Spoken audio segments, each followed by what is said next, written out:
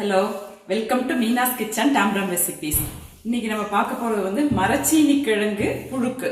இது அதாவது மரச்சீனி கிழங்கு கூட்டு மாதிரி தான். இது வந்து கேரளால வந்து ரொம்ப ஃபேமஸ். இந்த மரச்சீனி கிழங்கு புழுக்குங்கிறது ரொம்ப சிம்பிளும் கூட. இன்னைக்கு எங்க அம்மா வந்திருக்கா, அதை எப்படி பண்ணணுங்கிற இன்ஸ்ட்ரக்ஷன்ஸ் எனக்கு கொடுத்தா, அதை பேஸ் பண்ணி தான் நான் இன்னைக்கு பண்ணிருக்கேன். டேஸ்ட் ரொம்ப ஆசமா இருக்கும். இதை எப்படி பண்ணணுங்கிறத இப்ப பாத்துடலாம். என்னம்மா இன்னைக்கு டிஃப்ரெண்டா ஏதோ வச்சுட்டு இருக்கேன், என்ன பண்ண போற? மரச்சீனி கிழங்கு புழுக்கு பண்ண போறேன். மரச்சீனி கிழங்கு புழுக்கா? ஆமாம். ஸோ மரச்சீனி கிழங்கு சைஸே மெகா சைஸ் இருக்குது.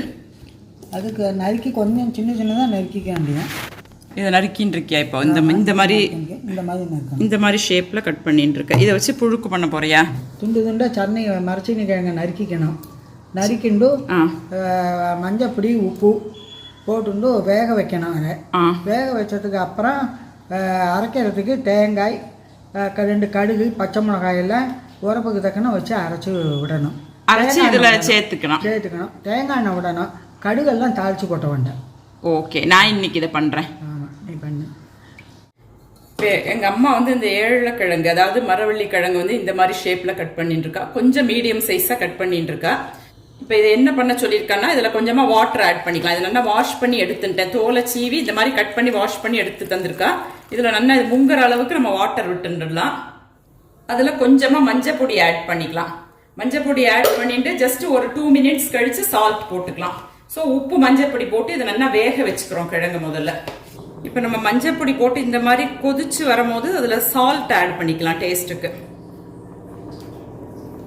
இது ரொம்ப குயிக்காக வெந்து போயிடும். இந்த கிழங்கு வேகிறதுக்கு வந்து டைம் ஆகாது, சீக்கிரமே வெந்துடும். ஒரு கொதியில் நல்லா மசிஞ்சு வெந்துடும் இது. இப்போ இதை நான் நல்லா வேக வச்சுட்டேன். உப்பு மஞ்சள் பொடி போட்டு கொஞ்சம் குழவா வேக வச்சுருக்கேன். ஏன்னா நம்ம புழுக்குங்கிறது கூட்டு மாதிரி தான் இருக்கும். ஸோ எங்கள் அம்மா என்ன இன்ஸ்ட்ரக்ஷன் கொடுத்தாலும் அதை பேஸ் பண்ணி அப்படியே வேக வச்சுட்டேன். வாட்டர்லாம் கூட நல்லா ட்ரெயின் ஆகிடுத்து.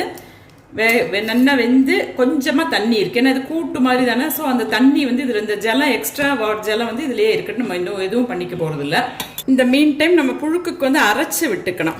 என்னென்னலாம் அரைச்சி விட்டுக்க சொல்லியிருக்காங்க அம்மானா, தேங்காய் எடுத்துக்க சொல்லியிருக்கா. தேங்காய் வந்து நான் 1 கப் எடுத்துட்டு இருக்கேன். அந்த நம்ம என்ன குவான்டிட்டி ஆஃப் கிழங்கு எடுத்துக்கிறோமோ அதை பேஸ் பண்ணிட்டு எடுத்துக்கலாம். ஸோ 1 கப் ஃப்ரெஷ் கோகோனட் எடுத்துக்கணும். அதுக்கு காரத்துக்கு ஒரு 6 பச்சை மிளகாய் எடுத்துட்டு இருக்கேன். அதையும் இந்த தேங்காய் கூட ஆட் பண்ணிக்கலாம். யூஸ்வலி நம்ம கூட்டுன்னா ஜீரகம் போட்டு அரைச்சிப்போம். பட் இன்னைக்கு இந்த புழுக்கு பண்ணுறதுக்கு எங்கள் அம்மா கடுகு போட்டுக்க சொன்னான். ஸோ 1 டீஸ்பூன் கடுகு வந்து எப்போவுமே ரொம்ப போட்டுன்றப்படாது, கசந்து போயிடும். கொஞ்சமாக போட்டுக்கணும். 1 டீஸ்பூன் கடுகு போட்டுருக்கேன். ஸோ இந்த 3ஐயும் போட்டு இப்போ கொஞ்சமாக ஜலம் விட்டு இதை நல்லா அரைச்சின்னு வந்துடுறேன். இப்போ இந்த தேங்காய், பச்சை கடுகு, அதுக்கப்புறமா பச்சை மிளகா 3ஐயுமே நல்லா அரைச்சின்னு வந்துட்டோம் நம்ம. இப்போ நம்ம அரைச்சி வச்சுட்டு இருக்கிற இந்த விழுது அப்படியே நான் வெந்து வச்சுட்டு இருக்கோம் இல்லையா, ஏழக்கிழங்கு, அதில் அப்படியே டிரான்ஸ்ஃபர் பண்ணிடுறேன். இப்போ இதை வந்து நம்ம 1 கொதி வச்சு இறக்கினா போதும். இதை நல்லா மிக்ஸ் பண்ணி விட்டுன்றலாம். இதில் வேறு எதுவுமே நம்ம ஆட் பண்ணிக்க வேண்டாம்.